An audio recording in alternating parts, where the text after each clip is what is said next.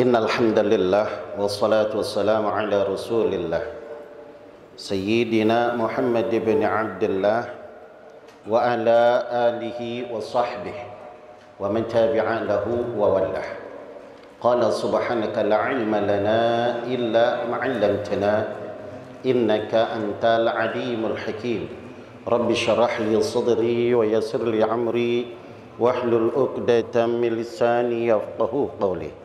Asyhadu an la ilaha illallah wa asyhadu anna Muhammadar Rasulullah. Allahumma salli wa sallim ala sayyidina Muhammadin al-Fatihi lima ughliqa wal khatimi lima sabaq nasiril haqqi bil haqqi wal hadi ila siratikal mustaqim wa ala alihi wa sahbihi haqqa qadrihi wa miqdarihi al-azim. Al-Fatihah ila hadratil habibina wa nabiyyina wa syafi'ina وقرة الأعينين ومولانا محمد صلى الله عليه وعلى آله وأصحابه وأزواجه وذريته أجمعين ثم جميع الأرواح أولياء وشهداء الصالحين وأئمة الراشدين والعلماء العاملين والفقهاء والمحدثين والقراء والمفسرين وسادتنا الصوفية المحققين أينما كان من مشارق الأرض إلى مغاربها ثم إلى خصوصا بالخصوص صاحب المؤلف نصاح العباد للعالم العلامة الشيخ محمد بن عمر النووي البنتني أن الله يعلي درجاتهم في الجنة بركاتهم وأسرارهم وأنوارهم وعلومهم في الدين والدنيا والآخرة بسر لهم الفاتحة. بسم الله الرحمن الرحيم الحمد لله رب العالمين إياك نعبد وإياك نستعين الصراط المستقيم الذين أنعمت عليهم غير المغضوب عليهم. Alhamdulillah, puji dan syukur kepada Rabb yang Maha Ghafur yang telah mengumpulkan kita pada pagi hari ini selesai salat subuh berjamaah dengan rahmat Allah, kasih sayang Allah. Allah masih memilih kepada hamba-hambanya yang Allah kehendaki untuk mendapatkan kemuliaan, duduk beriktikaf di ini musala, di ini masjid. Mudah-mudahan kita semua yang hadir tanpa terkecuali mendapatkan cinta dan kasih sayang Allah Subhanahu wa taala. Ya Allah, ya Rahman, ya Rahim, ya Karim, pandanglah kami semua ya Allah dengan cintamu, rahmatmu, ampunanmu, maghfirahmu ya Rabb. Bimbinglah kami, keluarga kami, anak istri kami ke jalan yang benar, jalan yang lurus, jalan yang kau ridai dunia wal akhirah. Ya Allah, panjangkan usia kami semua dalam taatillah wa taatur Rasul. Jauhkan dari segala macam musibah bala. Ya Allah, sembuhkan penyakit-penyakit yang ada di badan kami ya Rabb, yang ada di badan anak istri kami, orang-orang tua kami, guru-guru kami, jamaah kami ya Rabb. Ya Allah, bukakan pintu rezeki kami semua yang halal, yang berkah, yang luas, yang banyak, yang manfaat, yang tidak capek kami carinya ya Rabb. Ya Allah, jadikan anak-anak keturunan kami, putra-putri kami salihin salihah, anak-anak yang taat dan patuh kepada Allah dan Rasulnya, yang bakti kepada kedua orang tuanya, yang bermanfaat bagi agama Islam nusa dan bangsa. Ya Allah, berikan kepada kami semua ilmu yang barakah, ilmu yang manfaat, istiqamah dalam agama. Ya Allah, lindungi kami, lindungi keluarga kami ya Rabb, lindungi seluruh umat Islam ya Allah. Lindungi para guru-guru kami, para ulama-ulama kami, para habaib kami, para pejuang-pejuang kami yang selalu mengizharkan hak, yang selalu menjelaskan kebenaran, yang selalu membela kebenaran ya Rabb. Ya Allah, lindungi negeri kami, bangsa kami, tanah air kami Indonesia ya Rabb, dari orang-orang yang ingin menghancurkan, dari kelompok-kelompok yang ingin memecah belah, mengadu domba, mengambil keuntungan, dari para pengkhianat bangsa dan negara, dari bangsa-bangsa yang ingin merebut, menjajah, mengambil, menguasai negeri kami Indonesia ya Rabb. Hancurkan mereka semua ya Allah, hancurkan mereka semua ya Rabb, hancurkan mereka semua ya Rabb. Porak-porandakan mereka semua ya Allah, hinakan mereka semua ya Allah. berikan kekalahan, kerugian kepada mereka semua ya Rabb. Adu antara mereka dengan mereka, saling menjatuhkan, saling membuka kejelekan, keburukan mereka ya Rabb. Gagalkan semua rencana jahat buruk mereka ya Rahman ya Rahim ya Karim. Nasibkan kami semua bisa ibadah haji, bisa umrah, ziarah ke tanah suci, ziarah ke makam baginda Nabi. Ya Allah, tetapkan iman Islam kami sampai akhir hayat kami, meninggalkan kami semua dalam keadaan husnul khatimah. Amin ya rabbal alamin. Salawat serta salam tidak lupa kita sampaikan kepada junjungan kita Nabi besar Muhammad sallallahu alaihi wasallam serta keluarganya, sahabat-sahabatnya, pengikutnya, tabi'ut tabi'in, ulama salafin salihin wa muqallidin fid din. Mudah-mudahan termasuk kita semua orang-orang yang selalu mengikuti aturan-aturan baginda Rasulullah sallallahu alaihi wasallam. Ma'asyiral hadirin jamaah jamiatul subuh yang dimuliakan oleh Allah Subhanahu wa taala, wabil khusus pimpinan majelis Jamiah Kuliah Subuh Al-Mukarram Ustaz Haji Muhammad Idris Aslih, mudah-mudahan beliau senantiasa diberikan sehat wal afiat, dipanjangkan usianya. Wabil khusus guru kita Al-Mukarram Bapak Kiai Haji Dr. Muhammad Munif, mudah-mudahan beliau senantiasa diberkahi dan diberikan kesehatan, dikabulkan segala hajatnya. Para guru-guru, para kiai, para asatiz, para tuan-tuan guru yang hadir pada kesempatan pagi hari ini, ketua DKM, ketua majelis musalah, semuanya yang hadir tanpa terkecuali mendapatkan cinta dan kasih sayang Allah Subhanahu wa taala. Ma'asyiral hadirin jamaah yang dimuliakan oleh Allah Subhanahu wa taala, Nabi alaihi salatu wassalam menjelaskan dalam sebuah sabdanya yang dimuat di dalam kitab Nasihat Ibad ini. Nabi menceritakan tentang mahabbah. Apa itu mahabbah? Cinta. Maka lafaz mahabbah ini termasuk lafaznya majhul tasawuri, memerlukan maklumat tasawuriyah, artinya memerlukan definisi ta'rif ya. Lafaznya ini gampang diucapkan tetapi susah untuk dipraktekkan. Gampang semua orang berkata cinta. Semua orang gampang, saya cinta kepada Allah, saya cinta kepada Rasul, saya cinta kepada agama, saya cinta kepada bangsa dan negara. Tapi bukti cinta tersebut harus dibuktikan. Maka Nabi bersabda, galan Nabi sallallahu alaihi wasallam, sidqu mahabbati fi thalathi khisalin. Ciri-ciri cinta sejati ada 3 perkara.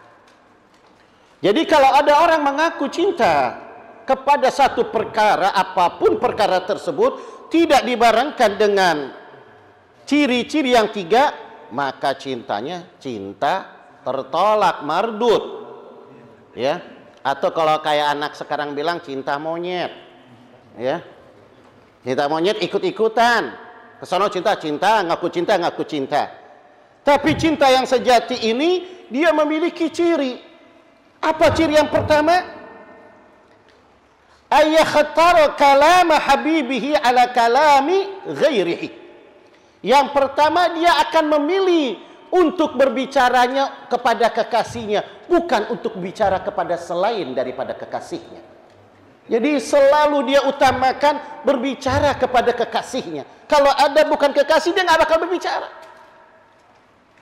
Dia kalau sudah berhubungan dengan yang dicintai seperti para wali-wali, kalau sudah punya hubungan kepada Allah, hubungan kepada Rasulullah, kepada Nabi alaihi salatu wassalam, maka saking asiknya untuk bercinta kepada Allah dan Rasulnya, maka tidak mau diganggu. Maka kalau kita lihat para wali-wali, Syekh Abdul Muhyi pemijahan di gunung, di dalam goa, Gunung Santri, kita lihat Sunan Muria, mereka itu mencari tempat-tempat untuk berhalwat, untuk taqarrub illallah, nggak mau diganggu, nggak mau diganggu dengan orang, nggak mau diganggu dengan apapun. Duduk menyebut-nyebut nama Allah, dia gunakan lisannya selalu dia basahi dengan menyebut-nyebut nama Allah. Dia lisannya dibasahi selalu menyebut-nyebut nama Nabi Muhammad, tidak pernah berputus berselawat kepada Nabi Muhammad. Ini cintanya. Selalu di mana tempat dia duduk, selalu yang diingat Allah. Baik zahir maupun batin, baik dalam lisannya dia ucapkan maupun dalam hatinya, tidak terputus menyebut-nyebut nama Allah.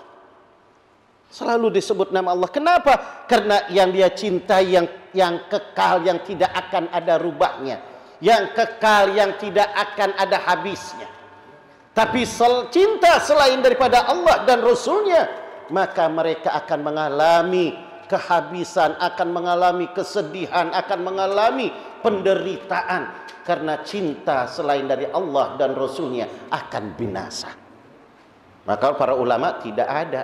Kita lihat Syekh Yusuf An-Nabhani, pengarang kitab Syarful Mu'abbad fi Ali Muhammad, mengarang kitab Sa'adatud Darain, kitab hadis yang isinya 12.000 selawat 2 jilid. Beliau 12 tahun dalam tanah solat hanya selawat, nggak mau ketemu orang. Luar biasa, 12 tahun. Kira-kira kita mampu nggak, Pak? Nggak usah di dalam tanah deh, kita di kamar aja nggak keluar-keluar. Seminggu nggak keluar ibadah, salawat, serta waduh. Kalau kita kan ibaratnya sekarang ada kata bete.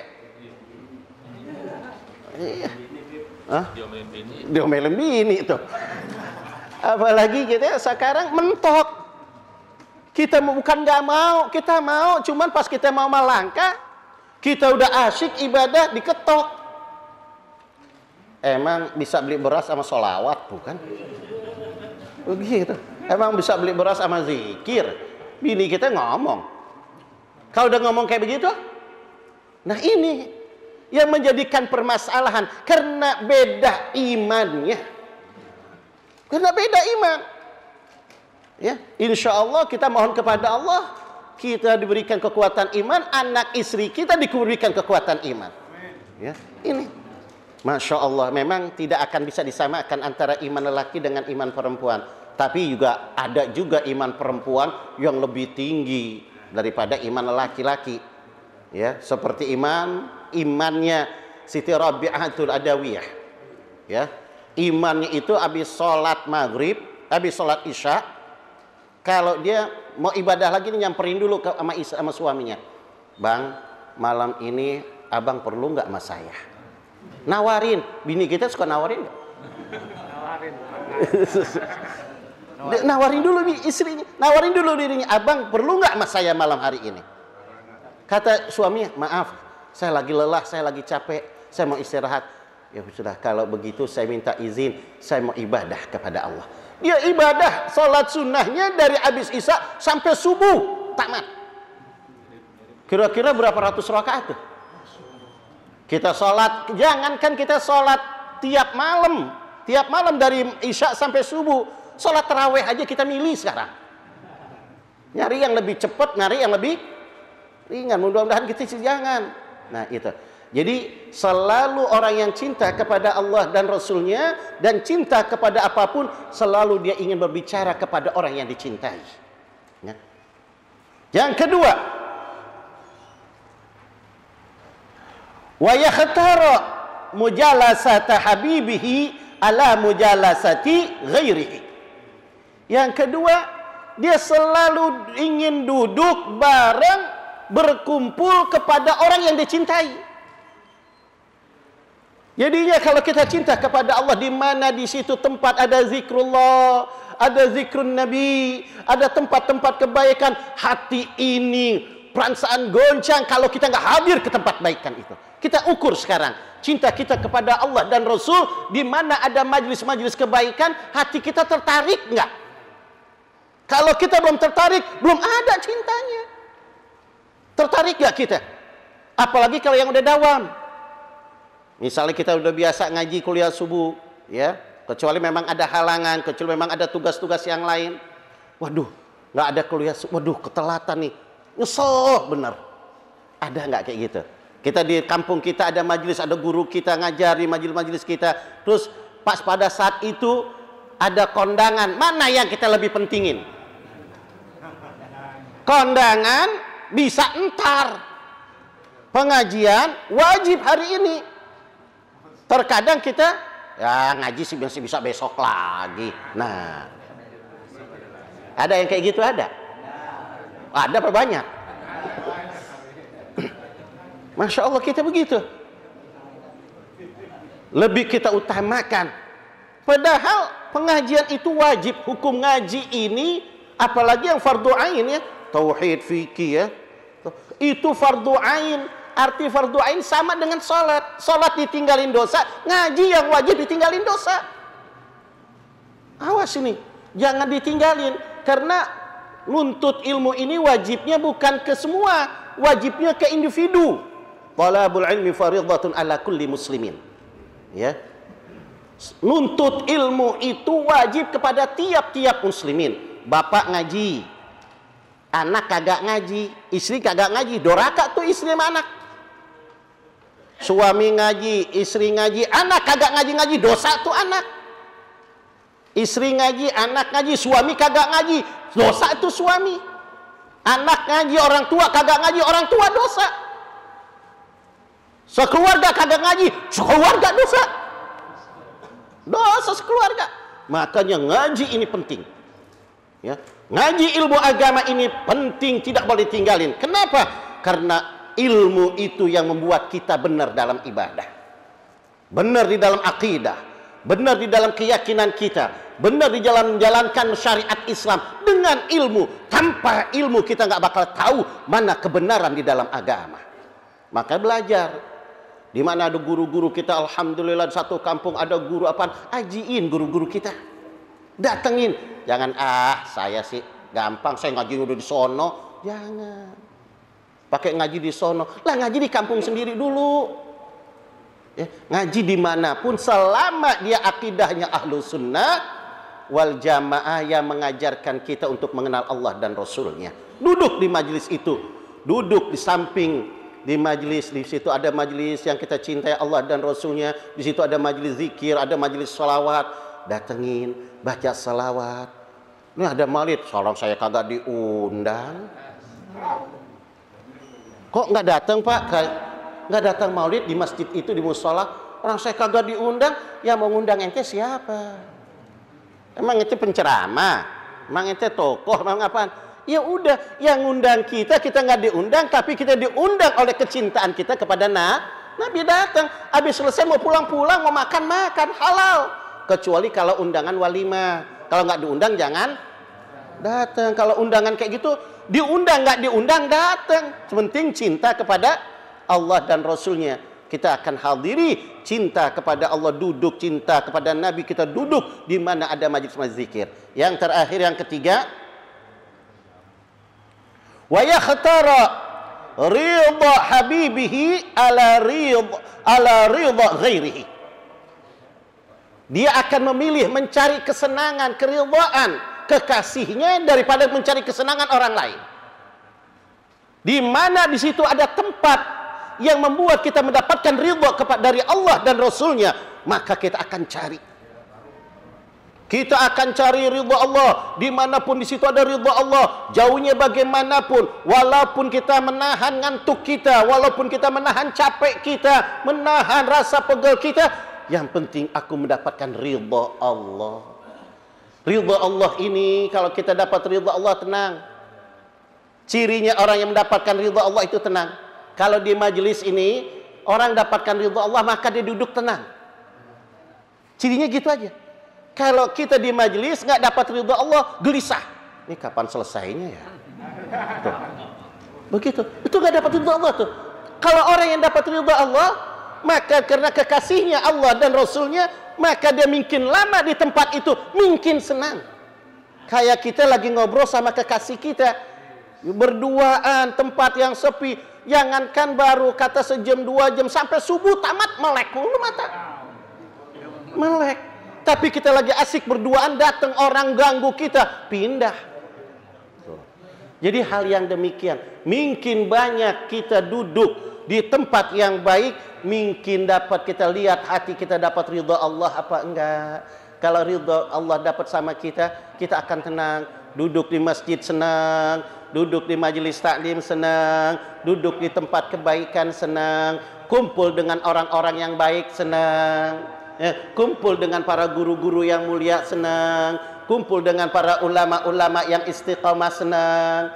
Tapi kalau kita kumpul senangnya sama orang-orang yang di luar jalur, kita senangnya sama orang-orang yang Tidak ngerti apa orang-orang munafik. Kita kumpul senang, tertawa-tawa. Kita senang sama orang-orang yang selalu menghina agama. Kita kumpul dengan senang. Berarti hati kita belum dapat keridhaan dari Allah Subhanahu wa ta'ala. Na'udzubillah. Tinggal kita pikir, kita kumpulnya senangnya sama yang mana?